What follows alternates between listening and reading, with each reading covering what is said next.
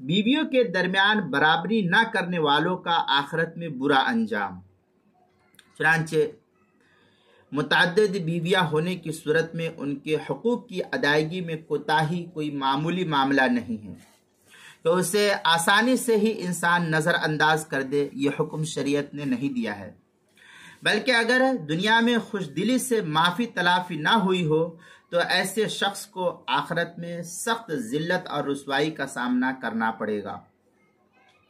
چنانچہ ایک حدیث میں نبی اکرم صلی اللہ علیہ وسلم کا ارشاد اس طریقے سے نقل کیا گیا ہے،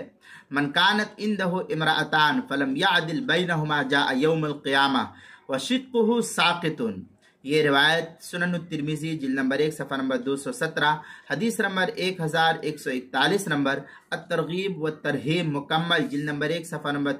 683، حدیث نمبر 2911 اور 3027، سنن ابن ماجہ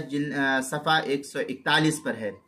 جس کے نکاح میں 2 بیویاں ہوں اور وہ ان دونوں کے درمیان برابری نہ کرے تو وہ قیامت میں اس حال میں آئے گا کہ اس کے بدن کا ایک حصہ مفلوج ہوگا جسے وہ کھینچ رہا ہوگا۔ یہ حدیث نقل کی ہے۔ اب یہ حدیث ان لوگوں کے لیے موجب عبرت ہے جو جذبات میں آ کر جلد بازی میں دوسری شادی تو کر لیتے ہیں کہ ماں باپ نے پہلی کرا دی تھی، اب مجھ کو پسند نہیں ہے،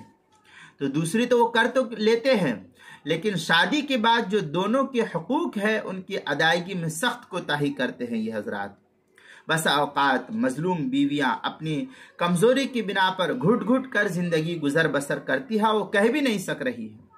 لیکن اس کے شکستہ دل سے نکلنے والی آہیں ایسے ظالم شوہر کا تعاقب دنیا ہی میں نہیں بلکہ آخرت تک کرتی رہتی ہے اور بالآخر اسے ذلت سے دوچار کر دیتی ہے۔ اس لیے جن لوگوں کے پاس 2 بیویاں ہیں وہ دونوں کے درمیان برابری کرے، ورنہ اللہ کے یہاں پکڑ سے کوئی بچا نہیں سکتا ہے۔ یہ تفصیل جو ہے کتاب المسائل کی 4 جلد صفحہ 271 پر نقل کی گئی ہے، وہاں بھی دیکھ سکتے ہیں۔